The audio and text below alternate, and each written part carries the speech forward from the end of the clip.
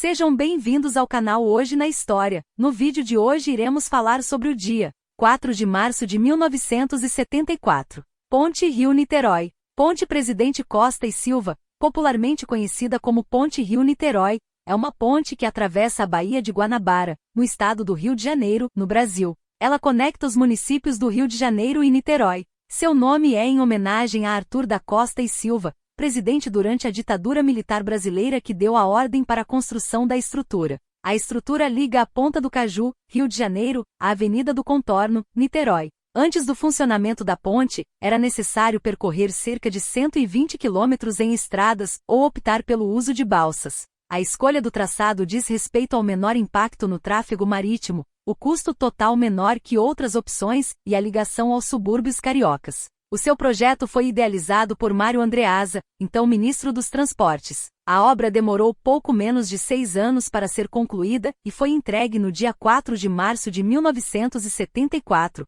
sendo considerada, na época, a segunda maior ponte do mundo, perdendo apenas para a Ponte do Lago Pontchartrain, nos Estados Unidos. Atualmente, a ponte é a maior do Hemisfério Sul, em concreto protendido, e a maior da América Latina. A estrutura recebe mais de 150 mil passageiros por dia, segundo informações da concessionária Ecoponte, em dias de fluxos normais. Também é conhecido como o maior vão em linha reta do mundo e o maior conjunto de estruturas protendidas da América. Projeto de uma ponte suspensa ligando Niterói ao Rio de Janeiro, de 1935, entre o centro do Rio e o centro de Niterói. Arquivo Nacional. O conceito de seu projeto remonta a 1875, visando a ligação entre os dois centros urbanos vizinhos, separados pela Baía de Guanabara ou por uma viagem terrestre de mais de 100 quilômetros, que passava pelo município de Magé. À época havia sido concebida a construção de uma ponte e, posteriormente, de um túnel.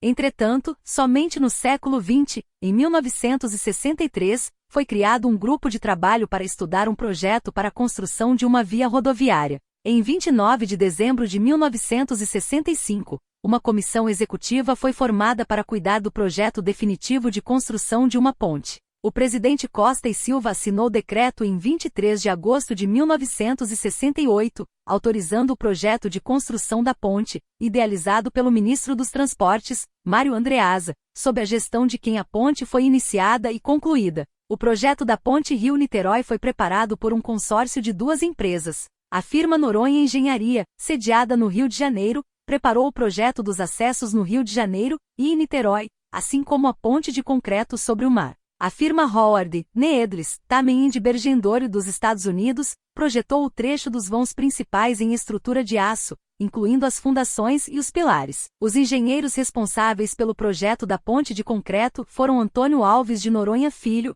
e Benjamin Hernani Dias, e o engenheiro responsável pela ponte de aço foi o americano James Graham. A apresentação oficial do projeto da Ponte Rio-Niterói aconteceu no dia 14 de novembro de 1968 na Escola de Engenharia da Universidade Católica de Petrópolis, UCP. Na cerimônia estavam presentes o presidente Costa e Silva, o ministro Mário Andreasa, o engenheiro Eliseu Rezende, diretor do DNER, e o grão-chanceler e reitor da UCP, Dom José Fernandes Veloso. As obras tiveram início em janeiro de 1969. Construção. A obra teve início, simbolicamente, em 9 de novembro de 1968, com a presença da Rainha do Reino Unido, Elizabeth II, e de Sua Alteza Real, o Príncipe Felipe, Duque de Edimburgo, ao lado do ministro Mário Andreasa. O canteiro principal da Ponte Rio de Niterói do consórcio construtor Guanabara se localizava na Ilha do Fundão, pertencente à Universidade Federal do Rio de Janeiro. Havia também canteiros secundários em Niterói.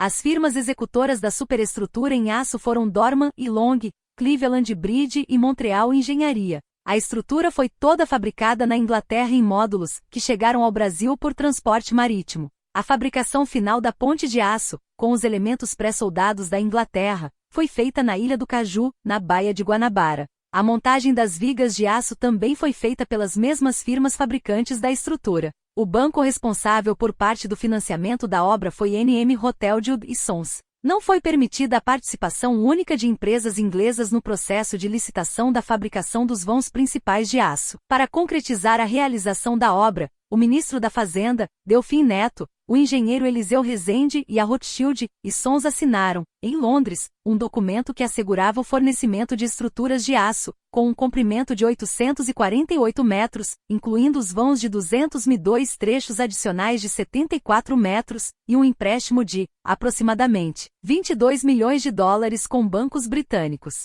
O valor destinava-se a despesas com outros serviços da ponte. Em 1971, o contrato de licitação para a construção da obra foi rescindido devido a atraso nas obras, e a construção passou a ser feita por um novo consórcio das construtoras Camargo Correia, Mendes Júnior e Construtora Rabelo designado Consórcio Construtor Guanabara, sendo concluído 3 anos depois. Inauguração e atualidade. A ligação rodoviária foi entregue em 4 de março de 1974, com extensão total de 13,29 quilômetros, dos quais 8,83 quilômetros são sobre a água, e 72 metros de altura em seu ponto mais alto, e com um vão central de 300 metros, e com previsão de um volume diário de 4.868 caminhões, 1.795 ônibus e 9.202 automóveis, totalizando 15.865 veículos. Atualmente é considerada a maior ponte, em concreto protendido,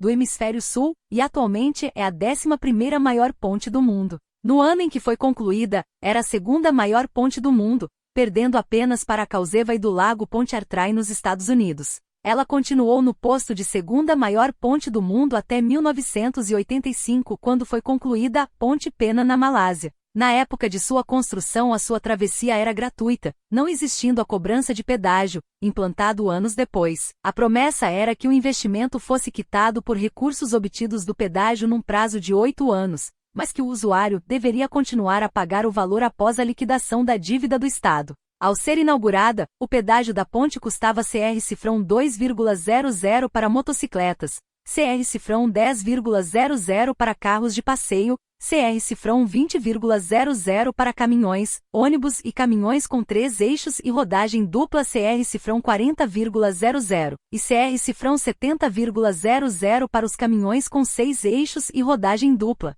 Em 1995 foi feita uma concorrência para a concessão da administração da ponte para a iniciativa privada, que foi vencida pelo consórcio Ponte S.A., atualmente, empresa do Grupo CCR. 5 operários morreram durante a construção do vão central da ponte, devido à altura em relação ao nível do mar. O engenheiro da época, em reportagem hoje, 22 de maio de 2013, afirmou que morreram em mídia 40 funcionários nos 05 anos da obra, onde trabalhavam 10.000 operários. Só em um acidente morreram 10 funcionários, incluído 3 engenheiros. Em 2009 foi realizada a repintura das faixas, estreitando-as, quando a ponte passou de 3 para 4 faixas de rolamento em cada sentido. Porém, tal obra é considerada apenas um paliativo, visto que a capacidade de tráfego da Ponte Rio-Niterói encontra-se à beira do esgotamento, havendo congestionamentos em grande parte do dia. Em 18 de março de 2015, a ponte foi leiloada mais uma vez, com a Eco Rodovias ganhando a concessão de 30 anos, já a partir de maio desse ano. Entre essas obras, que serão iniciadas em 2016, estão o mergulhão da Praça Renascença, a ligação da ponte com a linha vermelha e a construção da Avenida Portuária. Gostou do vídeo? Na descrição você encontrará o link do blog com o artigo completo. Dê um incentivo se inscrevendo no canal, curtindo, comentando e compartilhando com seus amigos. Abraços. Até o próximo.